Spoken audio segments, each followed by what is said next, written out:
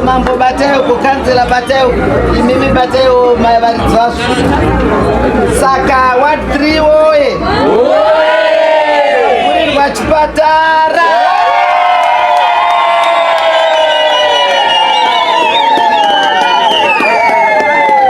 Bikani maklinika akaita sanika aya anoita kuti vanhu vange vari padhuze nezvipatara. Telemedicine yataurwa inenge ichishanda umu yakuita kuti ana chiremba vashoma vaya vaoneke pamasaisai vari kuno. So kliniki inoreva kuti ichabatsira vanhu zvekuchekwa ana gomarara rebreast cancer zvaichaurwa nakuhonorable Mutsvangwa, zvekuchekwa blood pressure, zvekuchekwa diabetes, atinoti machronic conditions anonetsa kurapa, anosiita kuti vanhu vafambe kubva kuno kuenda kwaMutare kunotsvaga rubatsiro. Ndo zviri pachirungu zvachitaurika. Saka we will be able to iwa ikaona patient kana wachawiripira kuna chiremba yakuripirwa through telemedicine. So tenda trying installing kit yacho. Yani mapayments ari kuramba kuita installing amene vakuita happening. Tingaita sei tatoisinstola. Nezo akuita isite zvaita internet yoketi. Tikunoita demonstration but next more time. So muno mdomo.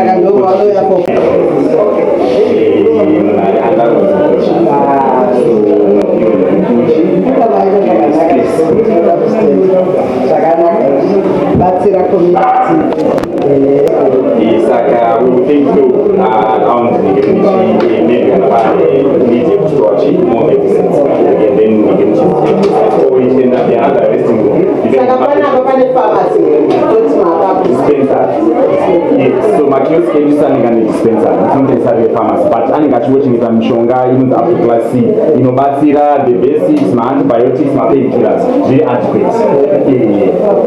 So yeah, because in this area it's something which is actually missing. If you look around, drug access is really limited. Nakashila pa clinic hapa nenda chi kwa Mutare kana kutika operational. Shakana kakata information kuvura private clinic. Jimbo ino yese is a busy area. It's my area. Yekuti vanhu varikuno vakawandisa. Vanoshotawo private.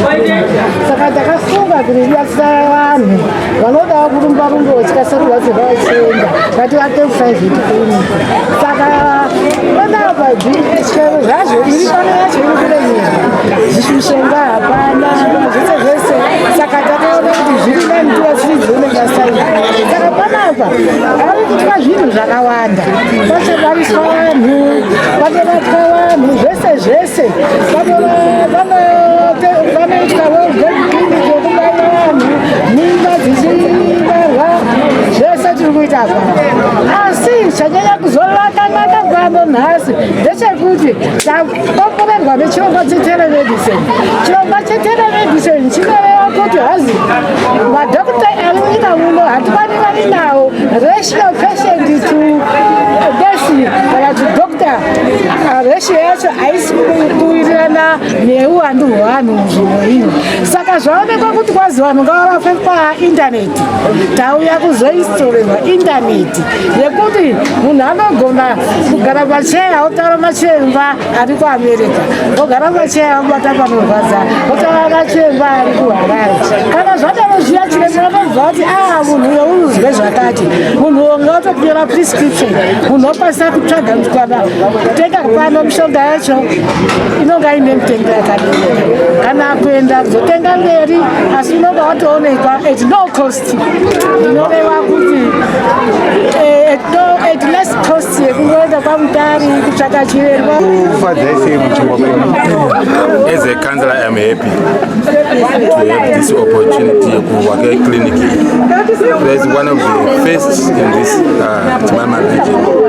Did a satellite television without the interview. We have to is a gromad area. My mind in a lot of is a hive of activity. So my clinic found one. So it's an addition to the vision 2030 project. I as councillor Bante of what the rich man I'm happy.